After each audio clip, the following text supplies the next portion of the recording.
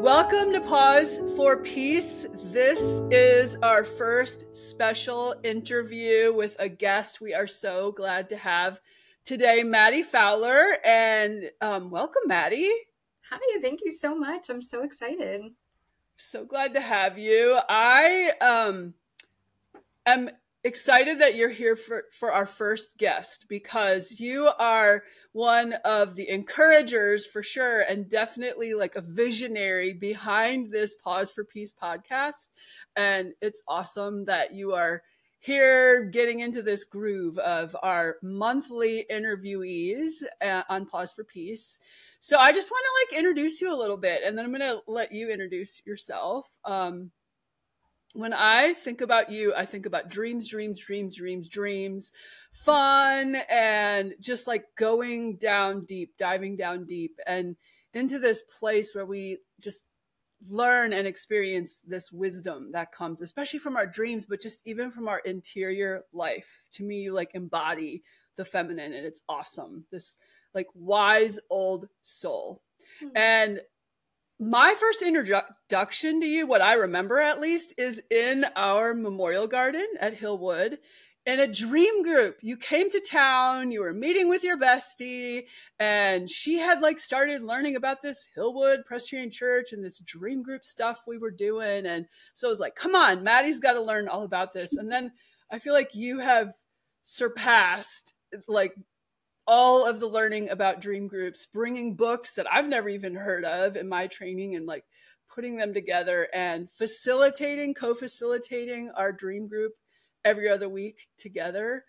So just a little bit more introduction of you, Maddie. I'm sure you're like, oh, I'm getting embarrassed, but I know that you are a beautiful poet and that you are just 100% committed to healing, and that you are seeking in your own daily life to be about peace and keeping yourself centered and calm as much as possible.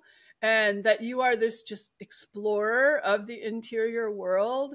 And it's like everybody you just kind of try to bring us together on that journey with you into this deeper being of who we are called to be. So I'm so excited you're here. Thank you so much for spending this time and for being part of the encouragement behind Pause for Peace. Tell our listeners a little bit more about yourself. Wow, Jule. Well, I just have to say thank you for that introduction. That was really fulfilling to hear you describe me in all of those different ways. And I feel the same way just about you. So it's great to know you and to have a friend like you. And to be able to journey through the dream groups and just through life with you has been very rewarding. So thank you for having me. I'm so excited to be the first guest. I love Pause for Peace. I'm so proud of you for doing Pause for Peace. So it's just all around really incredible. But as for me, yes, so my name is Maddie Fowler. I'm currently down in St. Petersburg, Florida. And let's see, I love poetry. I love photography. I'm a yogi. And then Jule, like she mentioned, I love dreams and diving into my subconscious, seeing certain symbols from the dreams, different things like that. So I'm really into, like she said, diving deep and learning more about self. Just being this old soul. So it's awesome to be together today. And I wonder if you could tell us, like, what are you most passionate about that really fills your time and feeds your soul? Well, I have to say that I definitely am someone that has like phases in life. So right now, I would say I'm most passionate actually about my yoga practice. I just started really getting into yoga, the practice of it, this past year. And that has been a healing vessel for me that's really had more of an impact than most other things that I've tried necessarily. Like, it really is such a beautiful practice in my life that's given me an opportunity to pause for peace. So I would say that at the moment, I am most passionate about my yoga and my practice. Cool. Yes, and you haven't been to our yoga class yet, but I know that even when you're in town, you might check out a yoga class, and I heard your last time you were here, you really sweated out. Oh yeah. A Yeah. community focused yoga class, but one that was kind of pretty Yeah, that advanced, it was right? amazing. Hadley Kelsey, a yoga instructor in Nashville. So in Florida, we don't really have a lot of hot yoga centers, especially community ones, because it's already so hot, you know. So Right. we don't need that. But Just in go outside. Nashville, the last time I was there, I took a hot yoga class with my best friend, and it was a community hot yoga class. So there was different poses where you were interacting with those around you and getting to know people in the class. So it was a really amazing experience to feel that community in Nashville through yoga and getting a great sweat in while we were at it. Well, and like I would assume like that is one way, like especially in a community yoga class, it's one way that you can really see how you're pausing for peace, like serving in the world and like kind of moving out beyond yourself. Are there other ways that you see this work that you do to keep yourself centered and focused? Like how is that serving other people in the world? Yeah, I yoga was kind of like the effect of lots of little micro habits that I had kind of cultivated to even get myself in a place to show up for yoga.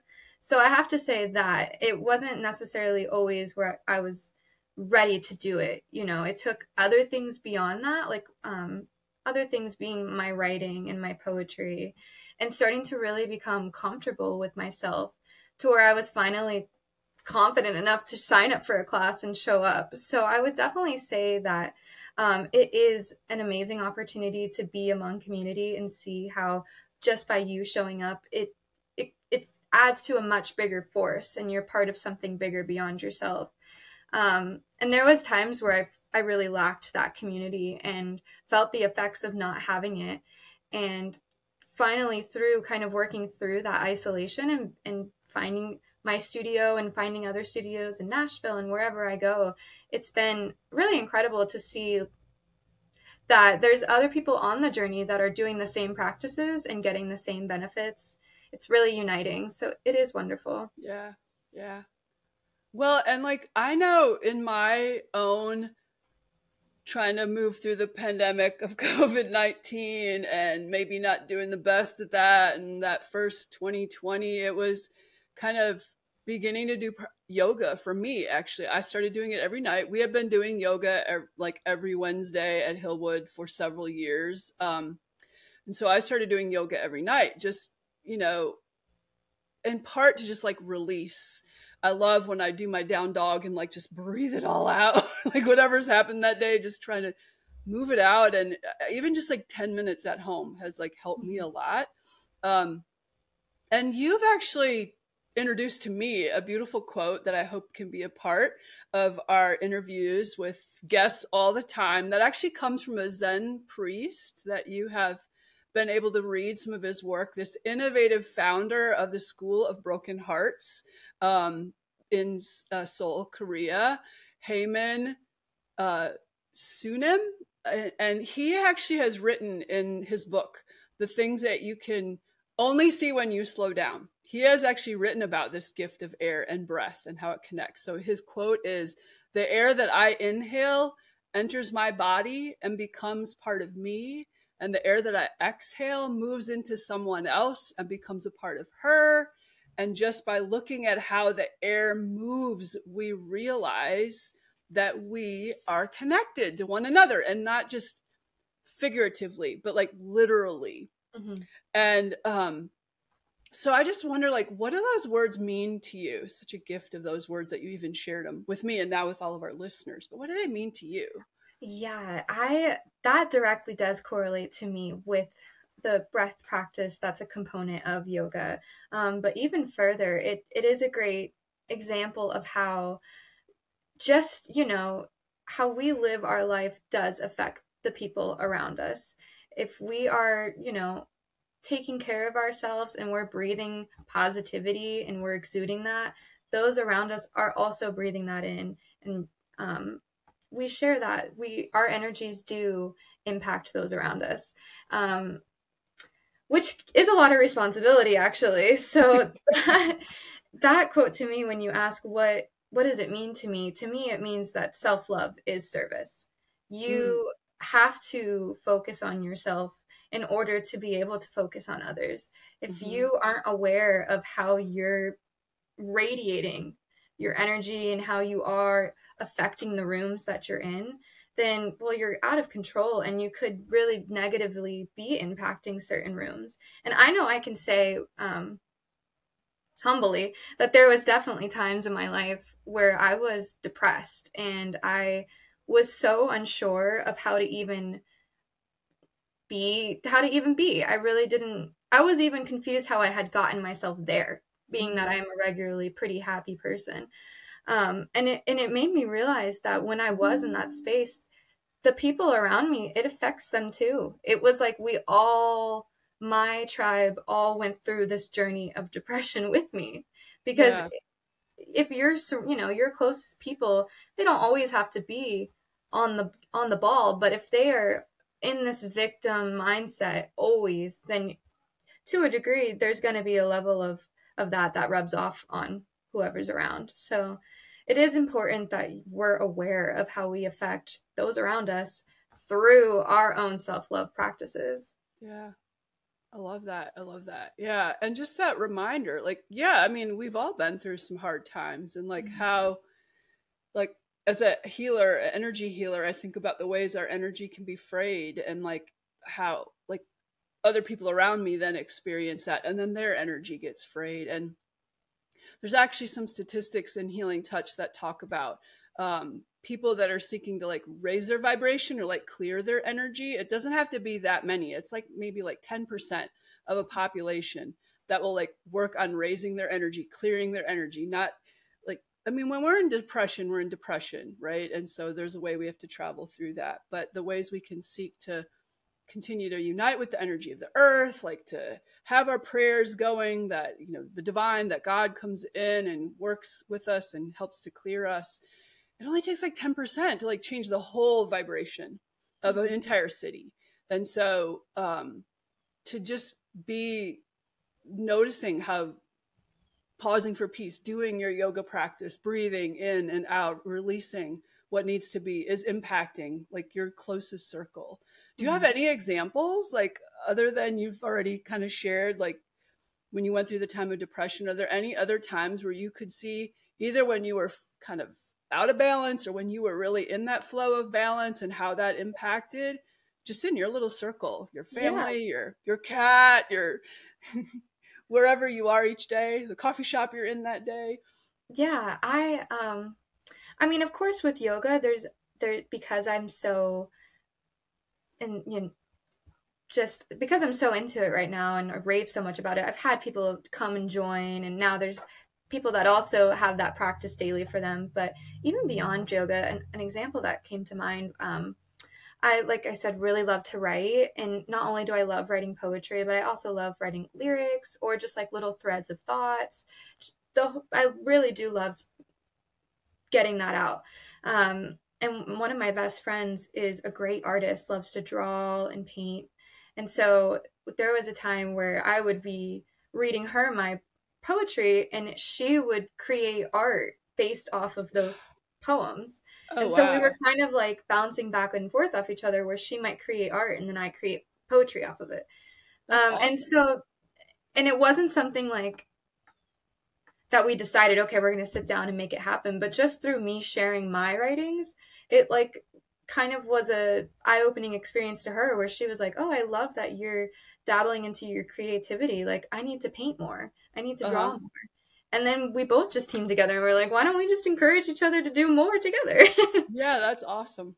Yeah, in fact, you're bringing to mind, for me, Myra Star she has worked on the prayers with an iconographer who was doing all of these beautiful, been commissioned actually by the bishop in his area to like commission these beautiful icons of the Madonna, of the mother and the child. And then Mirabai would write these beautiful prayers that went with them. Mother of God, Similar to Fire is that book. It's beautiful. And like, maybe there's a book coming, Maddie, working with your friend. And I have read your poems. They're absolutely beautiful. And I know sometimes they're very personal and they're a way to kind of like write through your experiences. I think a lot of us who go into the interior world are doing that to kind of move through the pains we've experienced in our life. And but it can be hard to get those out into the world, but I'm gonna keep on encouraging you to find those ways to do that. So yeah, maybe there's a book coming. Yeah, that I do. That's definitely a goal. I have so many concepts that I need to just like sit down with it, and I think a lot of people can relate to that. But I do hope to release one day a poetry book, so I will keep you updated on that. All right. But I definitely would encourage, whether you're in like the best place of your life or the worst, recording those feelings is really nice to have written down that you can look back on, because there's two sides of the coin. When you're writing about the worst possible things, you look back a year from now and you're like, wow, I can't believe I was really going through that. I was really sad there. Yeah. Or, when you're writing about how great of a day you had, or writing about all the positive things, when you are in that dark space, you can see like, I'm capable of this. I'm capable of experiencing it, and it's part of my reality. It's just not right now. Right, so it's interesting to really actually see the journey through writing. It's a great reference guide just for yourself. Yeah. I'm going to just ask you, how long have you been writing? Like, do you know when you first started writing your poems or poetry? I've always enjoyed writing. I would say, but now that I'm really thinking on it, when I was in like middle school, me and Bella, my best friend, we would like write little songs together. Where I would Bella like Rose, write songs. Yay. So there was, I guess I started maybe in middle school with poetry and lyrics, but even before that, I used to really love to just write little like stories and stuff too. When I was younger, I have all these notebooks of cute little stories of different things, because I used to love to read, and I still do love to read so much. But I really picked up writing as a personal practice probably about quarantine 2020, when I had time to sit and think, I'm kind of bored. What should I do? Yeah. I'll just crank out a beautiful poem. Maybe I'll write. Yeah. Well, I have to say, knowing that tidbit about you brings me new insight into some of the dreams you and I have worked, where consistently you have these dreams about middle school. So the next time it comes and you're wondering, why is my middle school setting once again coming in my dream? I'll be like, let's think about this inaugural experience of beginning your creative expression. What are we doing that? And partly I bring that up. I know we didn't really plan to talk about the Enneagram today, but you and I barely can ever have a conversation where we don't go there and speak about Enneagram and these types and how that wisdom guides our day. And I'm thinking, I identify with the energy of the 4, that romantic, that creative, that like longs for beauty and can get in deep melancholy places, like very deep melancholy places. And it's like having that 3 wing kind of helps, like having that achiever get it done wing kind of helps. But I've noticed over time, like that achiever wing kind of helps bring me out of that melancholy and then sends me into that energy of the 1, which I know maybe you want to speak a little bit about the Enneagram. And I'm just thinking about how that energy of the 1 really needs that positive experience of the 4, right? That how has that creativity served? What's been your experience of that? Yes. On the fly. Well, yes, we love the Enneagram, and so do my best friends. It's definitely something we use, not only to have I learned more about myself, but those around me too. It's been like, oh, well, that's why we're complete opposites, because the Enneagram. Yeah. But yeah, I am a 1, which is the reformer or the perfectionist, as some may say. And that's definitely plays a major role, just even in how I share the different creative practices that I have. In that I can be kind of scared of the vulnerability if I don't feel like it's perfect or going to be perceived exactly how I want it to be. Which can be kind of like an obstacle to getting things done, because you have to be willing, to just create, and the outcome is whatever it is. So that's something I'm definitely working through. Definitely, I would say for listeners, if you don't know your Enneagram personality, or you haven't heard about such a thing before, look it up, take a test. There's free tests all over the internet. it's a personality test. And yeah, it's really insightful. That I will say that about that. And Jule, you were talking about with you being a 4, you have this romanticized life aspect to you, and then on the other side, it's just melancholy, as you put it. Yeah. And something that I kind of was reflecting on when I was thinking about pausing for peace and what that looks like in my life, and I wrote this down, was that it's really important that we're kind of finding a balance between the two for just daily living. It's Mm-hmm. so important that we're not like caught up on all these like extremes of life. Like we need to find ways that are not like, if you haven't achieved something great in the past 7 days, you're still just as important than the next. Or, Yeah. it's important to find that balance between the extremes in life. And I think that when you take those little moments to pause and you can appreciate small things like the sunset or a cup of tea or cleaning a certain area of your room, or all those little things really help keep that peaceful lifestyle going, which I think Yeah. can be hard for a 4 sometimes. I have loved the way this summer, like you slogged through the intense heat of Florida. You would send me pictures of this beautiful tea, sun tea that you were making. And literally it inspired me to like give it a try. And like, we're not quite as warm in temperature as it is down there in St. Pete, but still like little ways that you turn your frown upside down is that little saying, right? But for that energy of the 4, like that can get so caught in that place of just like longing for what I don't have, like right, that's how that 4 energy can become. Those little practices for me are such a great reminder of like that way of being grateful for what is here and like not always focusing on what is not here. So I love that about you. That's one way you've inspired me just in this past year of just like kind of moving through whatever comes, whatever the weather is. Like how do I just really find beauty and that intentionality of the day? um so I'm wondering if there are like places or settings that you go. I mean, I know that you're near the beach, so but places or settings you go that bring you to peace and calm or kind of instill that centeredness in you.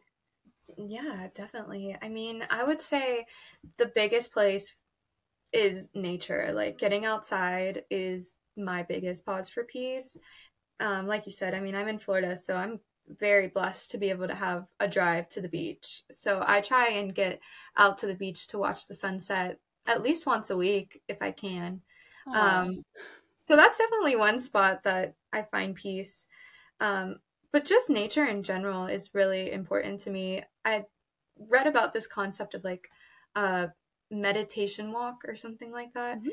And it sounds like what it is. It's a walking meditation. And so sometimes even if I only have 10 minutes to have like a moment where I recognize I need a break, definitely that's my go-to, is just getting outside.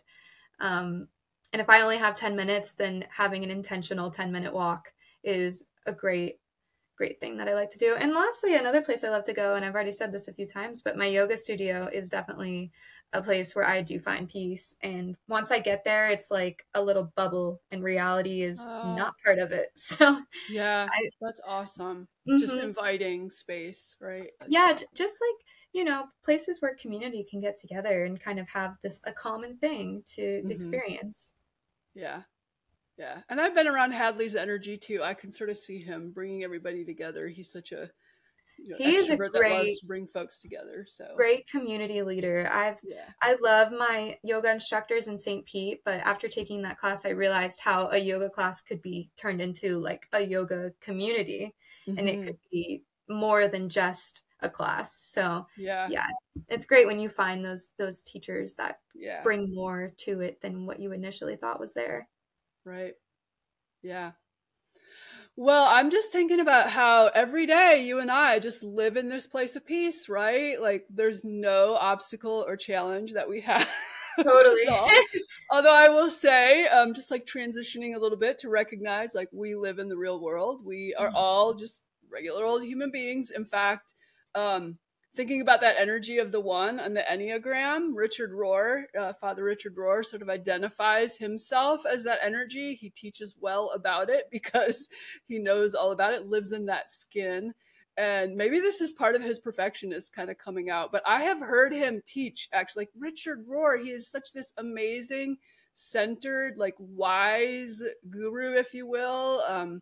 Spent his life giving of himself, like as a priest.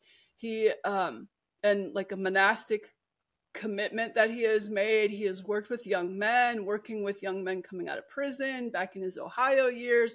Now he's in charge of or has been, he was sort of the visionary and the founder of the Center for Action and Contemplation in the Southwest. And just, he's been a platform to introduce so many other teachers that are now like kind of leaders in the spiritual world and in the Christian spiritual world, but even beyond, and has had an inclusive platform in the way he's done that.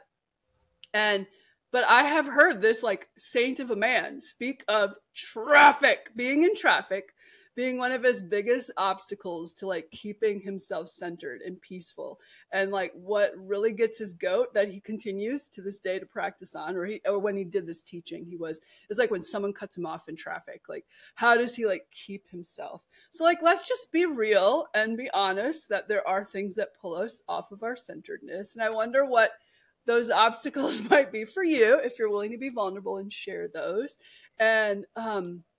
And then also, like, if there's techniques, like when you recognize that, like, what technique do you use, or what technique do you know when there's an obstacle coming? What technique do you call upon and utilize to stay in that peaceful centeredness? That's really funny. Yeah, I mean, traffic, that's no joke. That will bring out the worst in people. And just a little tit on that, something that I practice that I do use now, I saw something about every red light you get is an opportunity to pause. And so now instead of like looking at red lights as, now I'm going to be later, I'm like, you know what? Maybe you needed a minute to just take a break and sit here for a second and breathe. So that is one little way, even with the traffic, because that's really relatable. Trying to like change that perspective on things. Like when you look at what is triggering you, you have to realize there is such a big teacher within that. So I would say, and this is obviously a lot easier said than done, but the moments when you are going through the challenges and all you see are obstacles, those are the most important moments to be the most mindful or aware, because those are your biggest learning lessons. Yes. The trigger is the teacher. So right.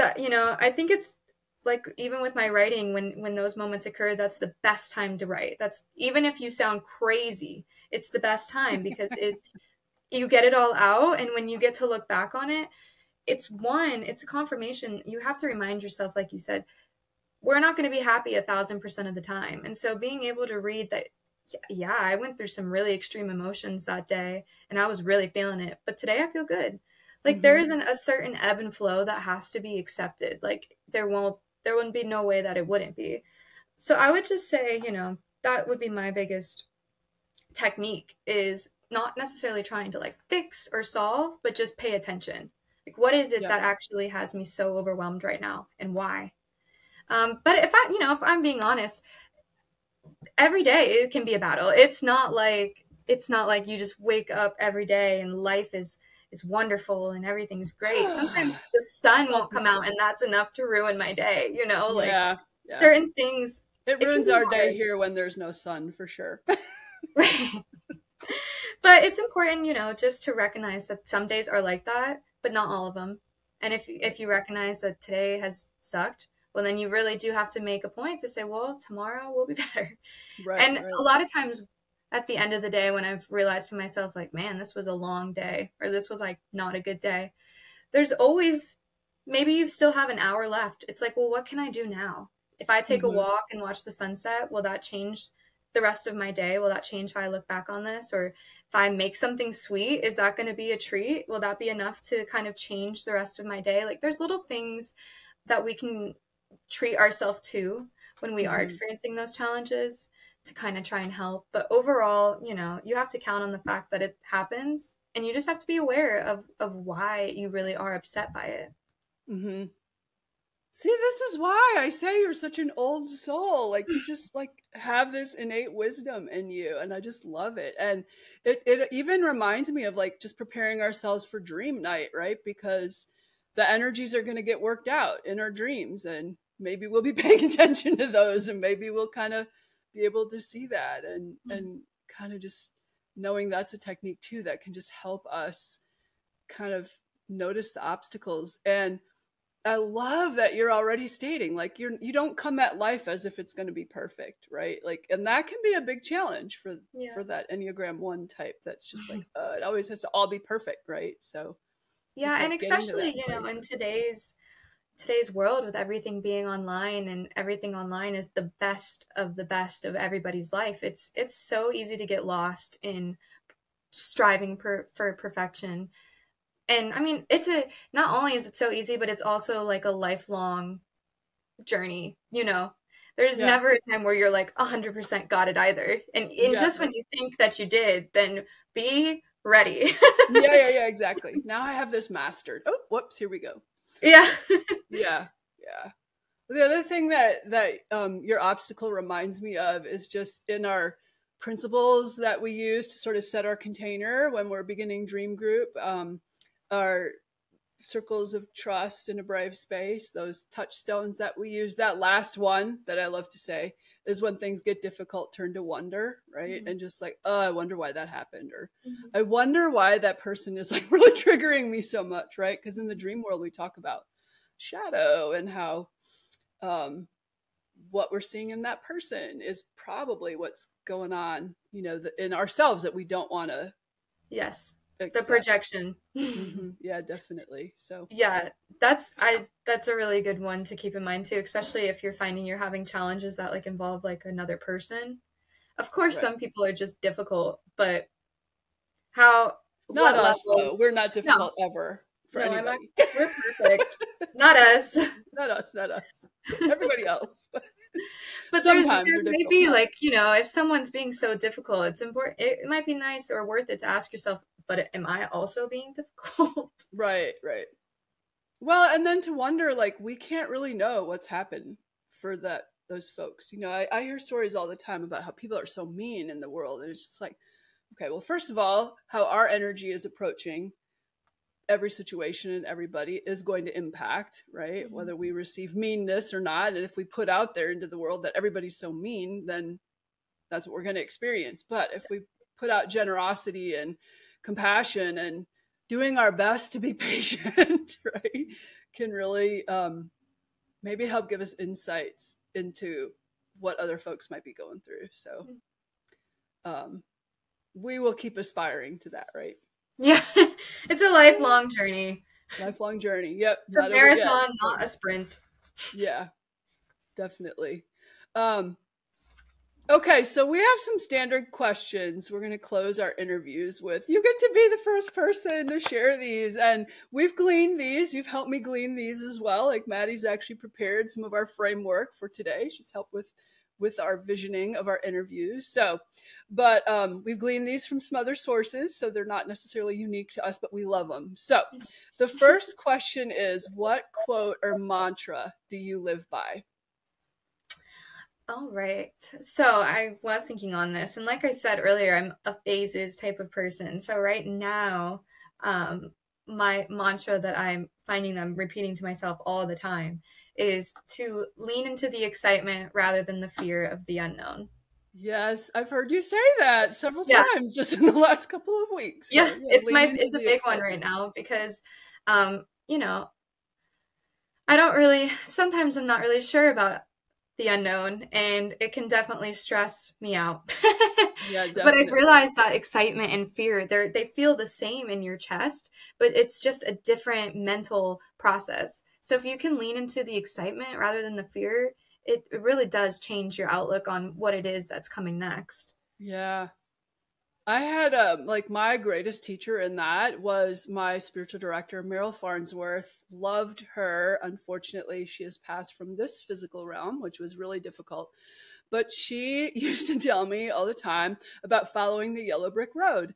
And she would say, like, Jule, all you need to know is like you need to initiate the step and trust that that next part of the yellow brick road is going to appear beneath your feet. So often I will visualize that, like, I'm stepping through this pond of goo or whatever it might be, and like just take the next step. I can't know. None of us can know what's going to happen at the end of the yellow brick road, right? And so we just have to trust that it's going to unfold. Yeah. So like, and it's a countercultural way to live, right? I know that you've experienced that. Like committing yourself to the unfolding is very different than having your goals and your plan, right? Mm-hmm. It's a very linear process to have a goal and a plan, and I'm working towards this. But to just be like, okay, I have a direction and who I am and what I'm sort of heading in and what I feel like called to right now. But now it has to unfold, and like, come on, God, bring it. Help me, right? Yeah. Like, help, help, help. So great mantra. Say it one more time. Oh, go ahead. No, the mantra, lean into excitement rather than the fear of the unknown. There you go. And I was speaking to a friend about this that I just reconnected with not a few days ago. And when I said that to them, they actually reminded me of a Bible verse that I used to hear all the time when I was younger, Jeremiah 29:11. Like, it's like memorized. But when I heard him say it to me so many years later, being at where I'm at now, it was like the ultimate release, you know, like God has a plan, and it's a plan for prosperous, and it's not going to harm us, and it's a plan for the hope in the future, and that's what I have faith in, and that's all I really need to know. Yeah, that's beautiful. Beautiful. Great mantra, great Bible verse. Jeremiah 29:11. Right? That's what you said? Okay, great. Okay, well, books, teachers, resources. That's our next question. What book, resource, or teacher, anyone that you want to kind of touch upon that really is like most enlightening and most encouraging you and furthering you on this path of peace? Yeah. I know you've shared some with me, but what ones do you want to share today with our listeners? Well, I will definitely reshare from the beginning of the podcast when we reference Haman Sunim, the book. I have it here with me. It's called The Things You Can See Only When You Slow Down. When I read this book, that is when my life started to change. It completely radically enlightened me to just how I live my life and how I feel about that and different things to consider. It breaks down into so many different things about relationships, about love, career, friendship. So it really is a amazing book that completely changed the way I think. So I would 100% recommend The Things You Can See Only When You Slow Down by Haman Sunim. And then for another podcast that also really was kind of in those dark times for me and pulled me through, it's called Hindz Podcast, Hindz, Hindz. Oh, okay. And it's a guy, and he just has very encouraging episodes, and they're all really been impactful for me, and he has tons of them, so I would definitely recommend checking him out as well. Hindz, you heard it here. Okay. Anything else? Another one, or book or resource or teacher? This is cheesy, but I will say I recommend the biggest teacher is ourselves. So get to writing and see what you're writing about. That's the biggest tool I can recommend. Yeah, just like kind of read back and is that what you sort of your practice, like read back and sort of see like, ooh, what threads do I see here? Yeah, like I don't always, maybe every couple of times a year I'll read back things that I've wrote through. But sometimes I read things and I'm like, wow, I wrote that? That is so profound. And then it's like I relearned the lesson, you know? So right, yeah. It's really important to document how you're feeling and what you're thinking. Like, why not? Yeah. Well, I know for myself, I've been doing this. I actually have been counting the number of days I've been doing it in a row. I think I'm at like 526 tonight when I write. I just write like a short page. It's not beautiful poetry like yours, but it's just, sometimes it's blah and not, whatever. But sometimes it's been when I'm on my grand adventures and my pilgrimages in the last couple of years. And just, I have documentation, even the nights when I was in hospice with my mom and at home with my dad, taking care of him as he passed. And so I was able to look back. I kind of don't want to look back on all of that right now. Sometimes it's when it's a time that was more difficult. Do you have that too, where you're like, I don't really want to read back at that? Totally. Honestly, like sometimes I get really sketched about all that, and I'll have certain notebooks that are only allowed to be for dark times. and certain notebooks that are only for poetry, and certain notebooks that are only positive, like threads or recounts, which is just how I do it, I guess. That's awesome. I mean, yeah, I don't, some of them I'm like, I don't want this nastiness to taint this, you know? Yeah, right, I right, want right. like It's one like notebook danger, keep this yeah. away.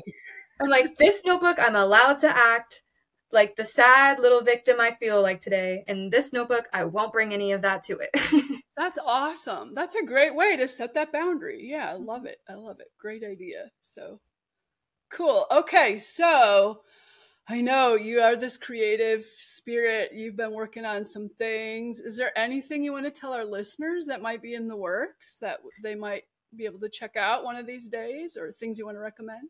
Yeah. Of yourself or others?